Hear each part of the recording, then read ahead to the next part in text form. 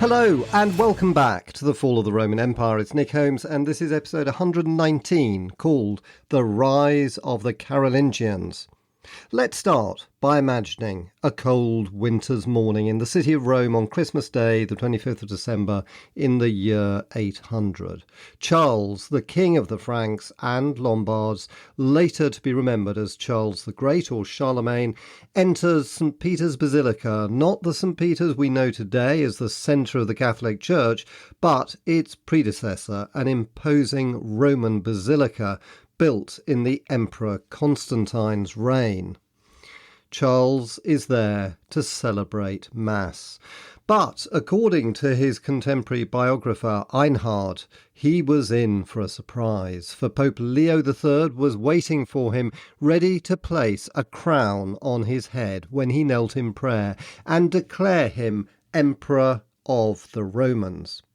The official Catholic record, the Liber Pontificalis, states that Leo placed the crown on his head, declaring, quote, "To Charles, pious Augustus, crowned by God, great and pacific Emperor, life and victory," end quote. Charles accepted the crown. Leo repeated the declaration 3 times in front of the congregation in St. Peter's, who stood and applauded. An enormous amount of scholarly ink has been spilt analysing the motives behind this event and its longer-term significance. It was remarkable because it was the first time that a Roman emperor had been proclaimed in Western Europe since Romulus Augustulus was deposed in AD 476. But what did it mean? Historians have been unable to agree on this.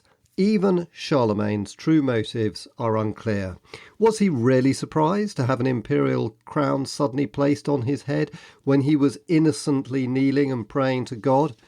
Most historians think not. The consensus view is that there was no surprise, as stated by Einhard, who wished to enhance Charles's reputation by stressing his humility, and it had been pre-agreed by the King of the Franks and the Pope well before the coronation. It was certainly in the Pope's interests. Leo III had just returned to Rome, having had to flee on account of charges of moral misconduct, including adultery, and wanted Charles's protection. With Charles, his motivation is less clear, but it could simply have been personal pride. He'd spent the last 32 years in a whirlwind of military expansion, and he was undoubtedly one of the most successful, if not the most successful ruler in Western Eurasia. Who wouldn't be happy to receive recognition for their achievements? However, one point on which everyone agrees is that in the centuries that followed, and right up until the present day, the imperial coronation would assume a staggeringly significant place in European history, for it created an idea that the Roman Empire could be restored. What did this actually mean? 2 things. First, it was a mark of status. To be called emperor was to have an exalted title. This was coveted by Charlemagne himself and even more by his successors, who needed to justify their authority as the Carolingian Empire broke apart in the 9th century. In medieval Europe, it ultimately led to the idea of there being a Holy Roman Emperor. Second, it conveyed an aspiration. It signified political unity, economic prosperity and peace. The Pax Romana, which lasted some 200 years from Augustus's reign to the start of the barbarian invasions in the 3rd century AD, was indeed the longest period of peace in European history for the last 2,000 years. Charlemagne's coronation crystallized the concept of this classical Roman Empire as an ideal of European integration to which future European leaders would aspire, such as Napoleon, who claimed in 1809 to not just his French but his wider European subjects, "I am Charlemagne." Today, the European Union has adopted this idea and awards the Charlemagne Prize to distinguished politicians for their services towards European unification. including the former American President Bill Clinton, the Ukrainian President Volodymyr Zelensky, to whom it was awarded in 2023, and the current holder is the German President of the European Commission, Ursula von der Leyen. Now, in this episode, I want to look at the background to Charlemagne's coronation, and in particular, I want to explore how the Carolingians rose to become the dynasty that would lay claim to being the inheritors of Rome. So let's start where we left off in the last episode with the Battle of Tours in 732. As we discussed, historians have mixed views about this battle, some seeing it as a decisive turning point because the Arabs were thwarted in their attempt to conquer Europe, while others think its significance has been exaggerated. In my view, it was significant since it stemmed the Umayyad dynasty's advance into Western Europe. And if they had won, it's possible a similar sort of political collapse might have occurred in Frankish Gaul as it had done in Visigothic Spain, and before that in the Eastern Roman and Persian empires. In my view, the Frankish victory shouldn't be taken for granted, or the Arab threat underestimated. But aside from halting Muslim expansionism, there's no doubt it also marked the real takeoff of the Carolingian dynasty. From 732 until Charlemagne's coronation in 800, the Carolingians pursued a policy of relentless and highly successful expansion. The first thing Charles Martel did after the battle was to take advantage of the weakened position of the Duchy of Aquitaine to occupy the province and reassert Frankish authority, which he did in 735 when, after the Count Eudes's death, he seized Bordeaux, the Aquitanian capital. After that, he concentrated on driving the Arabs out of Provence and took Avignon, although an Umayyad fleet reinforced Narbonne, which remained in Arab hands. Elsewhere, he subjugated Burgundy, which had broken away from Frankish control, and in 737 he took its capital, Lyon. Charles was by now around 60 years old, and on the 22nd of October 741 he died. He'd ruled for more than a quarter of a century, and his achievements had been immense. An outstanding soldier, he'd led the most successful Frankish army since the days of Clovis 2 centuries before. How he'd achieved this has been the subject of debate by historians, an argument put forward by a 19th century German historian that he confiscated church land to reward his followers, who were obliged then to provide military service, has been partially rejected by some recent scholars, but is convincing in my view. After all, the many victories won by the Frankish army show it was a large and formidable fighting force. Using church wealth to pay soldiers, or in Charles Martel's case to give them land, was nothing new. For example, as we discussed in episode 101, the Roman Emperor Heraclius had used church gold taken from its altars and monuments to revive the defeated Roman army in its war against the Persians. For Charles Martel, he used the threat of Arab invasion as a reason for the church to give him land. And it was true, the Arabs' primary target was the church. In 732, they sacked more monasteries than towns, since these were normally wealthier with plenty of gold ornamentation on altars and reliquaries. At the Battle of Tours, he repaid the church by defeating the Arabs. It's no coincidence that Pope Gregory III recognised this by sending him rich presents, including the supposed keys and chains of St. Peter. The war against the Arabs cemented an alliance between the Carolingians and the papacy in the same way that Clovis had established a bond between the Merovingians and the Catholic Church against the heretical Arian Visigoths. Yet, despite his achievements, on Charles Martel's death, the Frankish kingdom yet again suffered from the destabilising practice of partible inheritance. Charles had 3 sons, Carloman and Pippin with his first wife, and one Grifo with his second. The first two sons inherited Austrasia and Neustria, respectively, and most of the other Frankish territories, and they quickly imprisoned their half-brother Grifo, who had been given only a scattering of lands. But they faced significant hostility from rival noble families. Rebellions broke out in Aquitaine, Bavaria and Alemannia because the local nobility there regarded themselves as the equals of the Carolingians in the absence of any Merovingian king who, you will recall from the last episode, Charles Martel hadn't replaced after the death of the last one, Theodoric IV, in 737. To counter this, in 743, Pippin and Carloman resorted to a tactic that seemed regressive.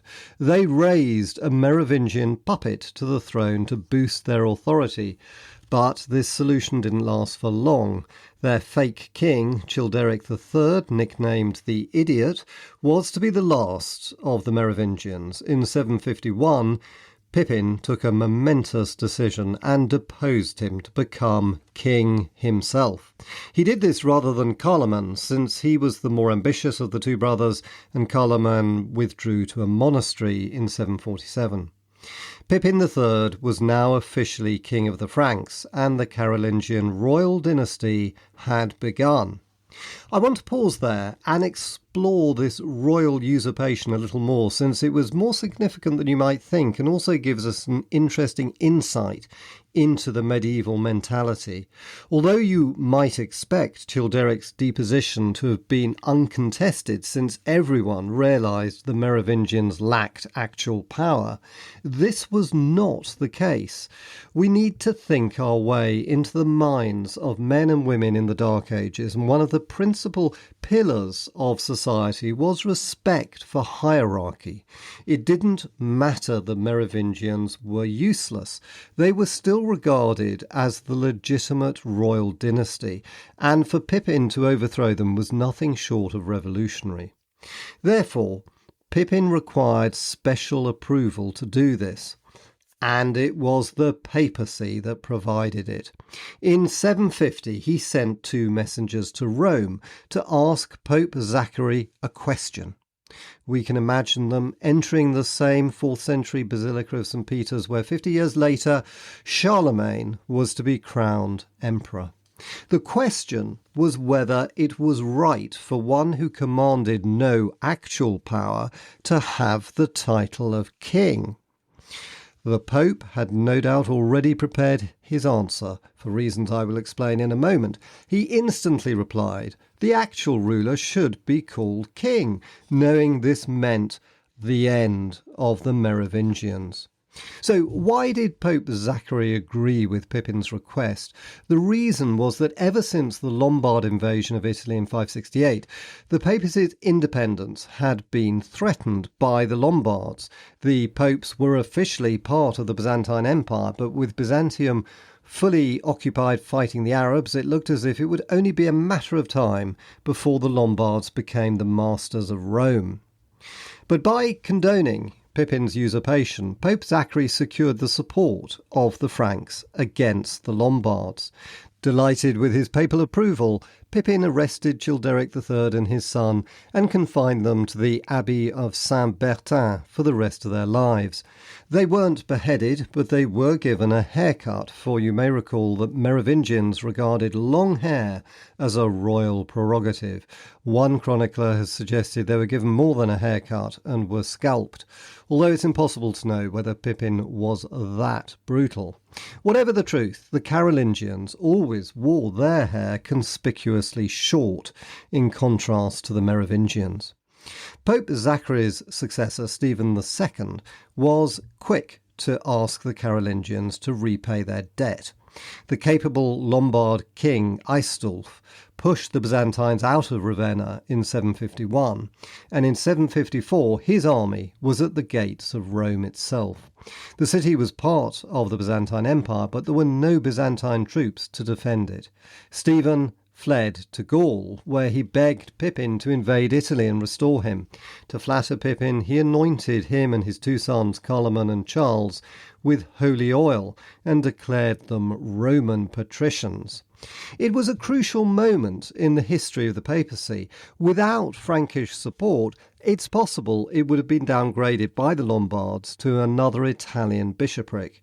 But Pippin agreed to invade. Although he didn't occupy Italy, as Charlemagne would later do, he took the Lombard town of Pavia and forced the Lombard king Aistulf to back down and restore Rome to the Pope.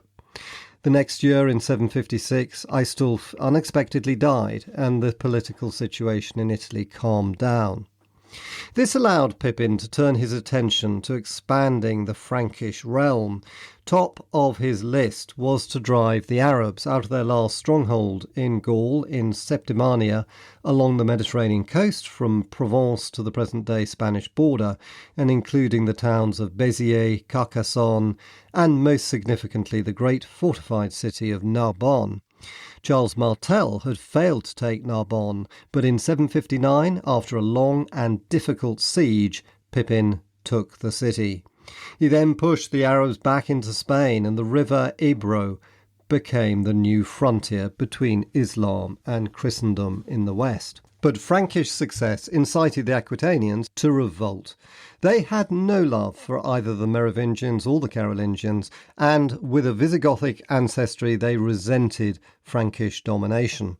It was Duke Eudes who'd first revolted against Charles Martel, and now his grandson, Duke Hunald, rose in rebellion and for 10 years fought Pippin, often with the help of the Basques, who were similarly afraid of Frankish domination. For 8 years, from 760 until his death in 768, Pippin led an annual campaign against the Aquitanians and gradually subdued the entire province. But the cost was high. Together with Provence, Aquitaine had been the richest part of Roman Gaul and the home of the Visigoths when they left Italy after sacking Rome in 410. It still had a large Gallo-Roman population, and the Franks referred to the Aquitanians as Romans. The Frankish army, which lived off the land, ravaged the countryside, pillaging and raping as it went. Even monasteries were burned. The destruction marked, in the eyes of some historians, the fall of the last remnant of Roman civilization in the West. We now need to look at the decline of Arab power in the West after the Battle of Tours. This began with the Berber revolt of 741. As mentioned in the last episode, this was a serious challenge to the Umayyad Caliphate, which was only just able to suppress the rebellion in Spain and some of North Africa, although independent Berber states continued to exist in Morocco. More political chaos ensued when the Umayyad dynasty was overthrown by the Abbasids in 750. We'll cover this in more detail in another episode, but it had profound implications for Arab Spain, where the Fihrids, a powerful Arab clan, declared their independence from the Abbasids and invited an Umayyad prince, Abd al-Rahman I, to join them. Al-Rahman quickly overthrew the Fihrids and established his own independent state, centred on Cordoba in Spain, with himself as emir. The emirate, and later called the Caliphate of Cordoba, was thus created, which would become one of the most dynamic Muslim states, lasting for the next 3 centuries. This even led to an alliance between Pippin and the Abbasid Caliph, who also opposed the Caliphate of Cordoba, the first time that a Western leader formed an alliance with a Muslim. Pippin was also the first Frankish king for over a century to govern in any sense other than as a warlord. The Merovingian monarchs had let the mayors of the palace rule for them, and they'd spent their time fighting feudal wars for political supremacy, a bit like the world portrayed in Game of Thrones. One victim of this was the Frankish Church, which sank into a state of abject corruption. A reforming bishop called Boniface wrote that by the middle of the 8th century, the Frankish church was in chaos. Quote, "The Franks have not convened a synod in more than 80 years. They have no archbishops. They have nowhere established or restored the statutory rules governing episcopal sees, and in most cases the bishoprics have been handed over to greedy laymen or to adulterous clerical carousers who profit from them in a worldly way. As for the so-called deacons, they wallow from their adolescence in debauchery and adultery with 4, 5 or more concubines in their bed." End quote. Indeed, the church's decline was so extensive it seems paganism was again taking root among the Frankish population, who had only converted to Christianity 2 centuries before. Pippin worked with Boniface and other clerics to reform the church by forbidding clerics to engage in unseemly activities, especially fighting, hunting and living with women, all of which had become widely practiced. Had the pious 6th century Gregory of Tours witnessed this decline of church morals in the 8th century, we can well imagine his lamentations. But it was not just the church that was in disarray. The Frankish economy was also a victim of the Merovingians' weak rule. For example, by the 8th century, our limited records suggest the virtual disappearance of coins in circulation, which severely hampered trade.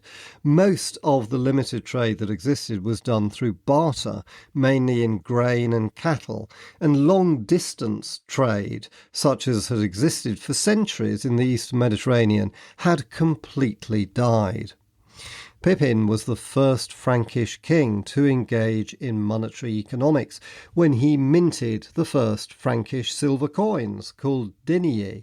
The exchange rate was set at 12 deniers to the Roman gold solidus, which had been the dollar of the ancient world and the currency in which almost all long-distance trade was denominated. The famous Belgian historian Henri Pirenne attached great significance to this, since he regarded it as the beginning of the emergence of a northern European economy in place of the Mediterranean maritime economy that had dominated the ancient world. But we're still a long way from the vibrant medieval economy that would develop in later centuries. We can say that the Frankish economy was, aside from its famous steel production, still firmly in a dark age, certainly compared with the more prosperous Arab and Byzantine economies, which we will look at in more detail in future episodes. My last point is on the army and taxation. I've already mentioned that a key difference between the Arab Caliphates, Byzantium and the Franks was taxation. The Arabs and Byzantines had effective tax systems, and the Franks did not. Nevertheless, the Franks had a formidable army, funded, as I mentioned, by taking church land. A problem for Pippin was that as the Arab threat receded, the church asked for its land back. This threatened the existence of the Frankish army. Pippin's answer was to extend the practice of so-called precarial tenure. This meant church land was not given to soldiers, but rented to them. The idea was that the renter, i.e. the church, could demand its land back at any time, making the tenure precarious, hence the term precarial. This satisfied the church to some extent, although in practice little changed, since peppercorn rents were paid and the king prevented the church from evicting its tenants, who were his soldiers. Nevertheless, Pippin maintained some sort of peace between the conflicting interests of the army and the church. In the summer of 768, Pippin fell ill. He died on the 24th of September 768 at the age of 54. He was buried in the splendid abbey of Saint-Denis, which now stands in a suburb of Paris. His reign had been vital in promoting the Carolingian rise to power. Conforming with Frankish tradition, he divided his kingdom between his two sons, Carloman and Charles. The scene was now set for the reign of by far the greatest of the Carolingian monarchs, Charlemagne.